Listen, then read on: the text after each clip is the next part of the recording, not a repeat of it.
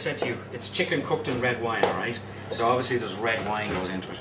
Now, in relation to the wine, you do really want a good wine because the sauce itself is going to be made from the wine, alright? Now, the wine is actually going to be the base for the marinade. So I would use a good Burgundy to actually a good Beaujolais. A good Beaujolais would work extremely well. That's what we're going to be using today in this. The next part of coq au vin is silver skin onions. That's a classic part of the dish as well.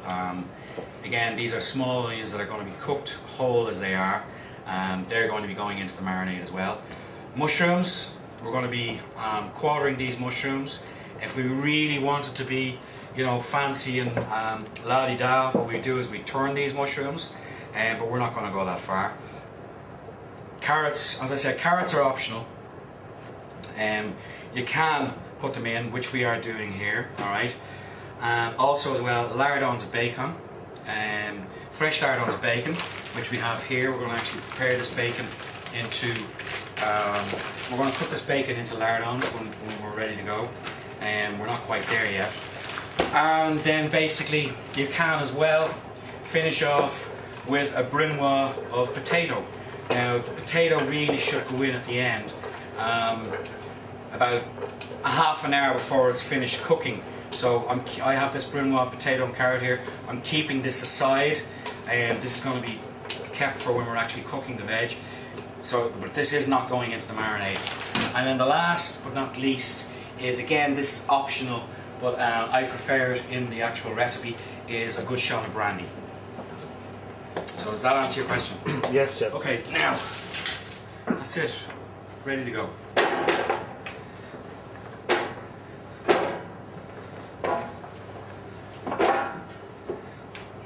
Okay, now, what I'm going to do now is I'm going to show you how to create a bouquet garni, alright? A what? A what? A bouquet garni, alright? A bouquet garni is a natural flavour enhancer, alright? It consists of parsley stalks, fresh thyme and bay leaves, alright? We're going to use, you'll see exactly what I'm talking about, right? We're going to use the leek, as we're going to use actually these leaves here, okay, as a base to put the actual bouquet garni together. Alright? Now again, a bouquet garni is classic in relation to French cookery. We want to trim it off, alright? Get them both around the same length. Okay? Now, first things first, parsley stalks into the centre like that. Right? Next, we want, because we're doing a large marinade, right, we want to have about 3 bay leaves. Okay? So we'll use 4 bay leaves. Bay leaves on top, like so. Now, fresh thyme, like so. That's about enough. Okay? Now, see the way I've done that? We're making a sandwich. Alright? This last piece of the leek goes on top, like that. Then either we use an elastic band or thread, butcher's twine, you know, kitchen twine. Okay? So pick it up around once, around 3 times, last time. Now, what we have here is we have our bouquet garni, right? Now, as it is, that, smell it. Whoa. Yeah? Strong. Strong, yeah, but that's exactly what we want. It's strong because it's going to do 2 things. One, while it's marinating in there with the wine and the chicken and everything else, right, it's going to pass out flavour into the chicken, the vegetables, the wine, everything, and all of that, right, is going to go into the actual sauce itself. And as well as that, when we're actually cooking the chicken and the wine, this is also going to go into the cooking liquor as well, right? So we're getting two bangs out of it, right? So one is going to be for the marinade and two is for the cooking, right? So that's your classic poke garni. As I said, bay leaf, thyme, parsley stalk, either wrapped in twine, kitchen twine, or kitchen twine or elastic, right? As I said, leaf, stalk, thyme. That's it. Parsley. All right. So that's going into the marinade. Now, next into the marinade goes our. Yeah, chopped them. Nope, they're going in whole. These are there's a magic flying carrot there. These are the silver skin onions that we talked about, yeah. So they're literally going in like that. Okay. Next is we need to throw in some mushrooms. Now, what we want to do with this is now we're taking away the chopping knives and we're using smaller knives. Okay. And again, remember, use the right knife for the right job. Right? Okay. Let's go. Let's get these mushrooms quartered. All right. Now, what I mean by quartered, I want this. Okay. Like that. In four. All right.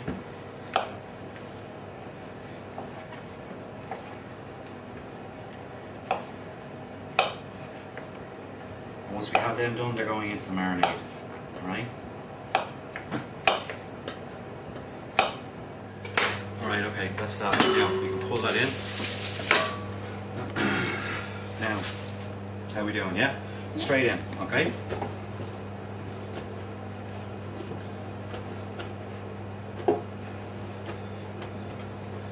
Now remember, if you're doing this at home, you would be obviously nowhere near using the same levels of portions as we are here, okay?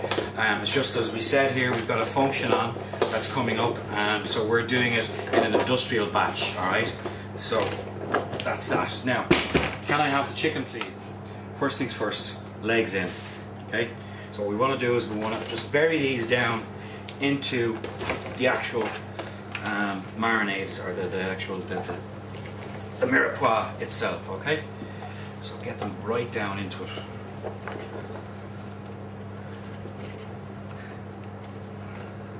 And bury them down in it, okay? Don't worry about where they're going, because they're all going to be coming back out again once we have marinated these and left them in the marinade. Now, watch your fingers off your skin off the bones, because they are sharp, alright?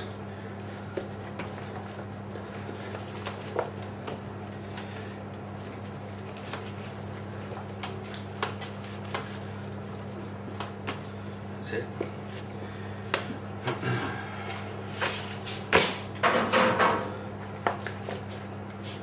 You know what? I think we could actually split that in two.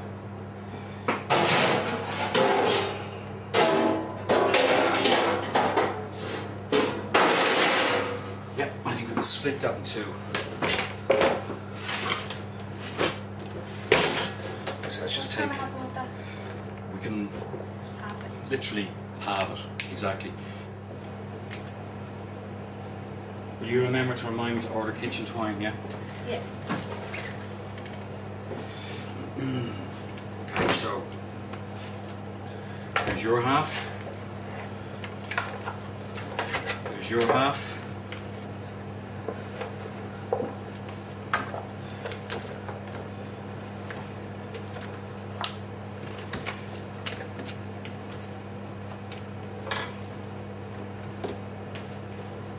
Okay, let's get rid of that there.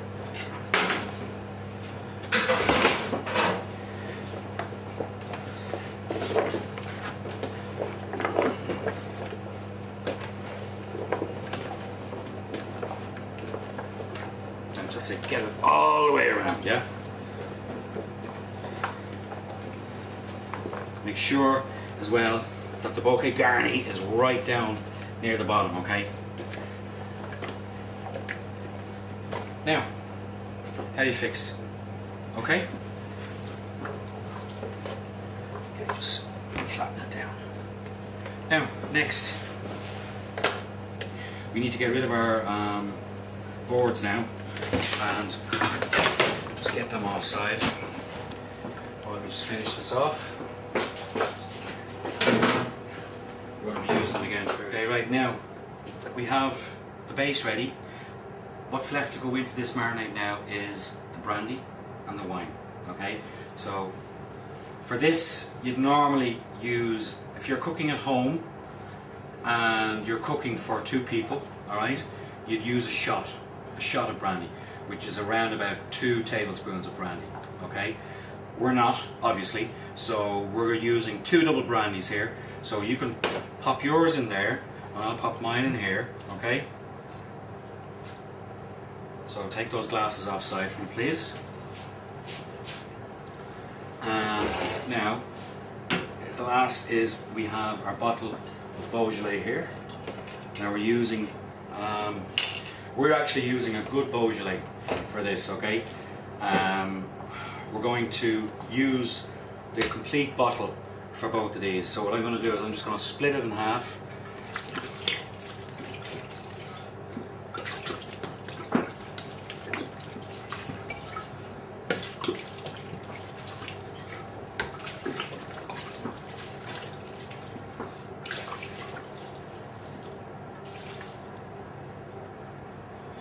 Okay, and I would actually say we might even need more red wine to finish this off. What I want to do with this, while Declan has gone to get us another bottle of wine,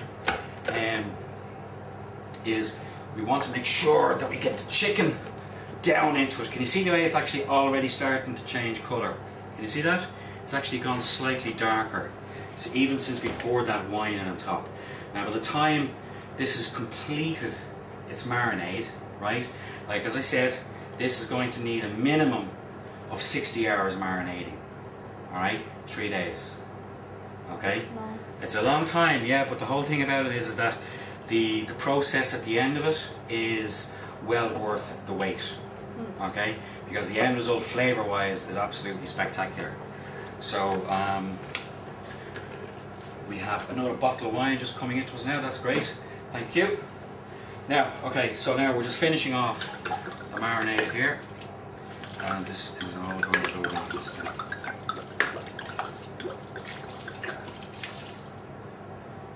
Okay, now, like as I said, we need to just press this down. So make sure, watch your sleeves in your jacket there. Press it down and get it, try and get as much of the chicken submerged under the wine as possible. Okay? Now, as I said, you can already, even though the wine has only gone in another few minutes, you can see the chicken already starting to change colour, yeah? So what's going to happen is by the time the marination is complete, when we take this chicken out, and when the chicken is cooked, it's going to be completely red. Right? It's going to absorb the tannins out of the grape, the colours, okay? And the flesh of the chicken is going to be completely red. Right? So that's it. That's the coq au vin marinade. The last thing now to do is to cover it, get it into the fridges, and leave it marinating. We're not even going to look at it, we're not going to touch it, we're just going to cover it and walk away from it. And as I said, we're going to come back to it in around about 3 days' time, and we'll finish off the cooking process then. So you can remember what the chicken looks like now, guys. And chefs, remember this as well, that when the chicken goes in, you need to make sure that you use a good quality wine with this, okay?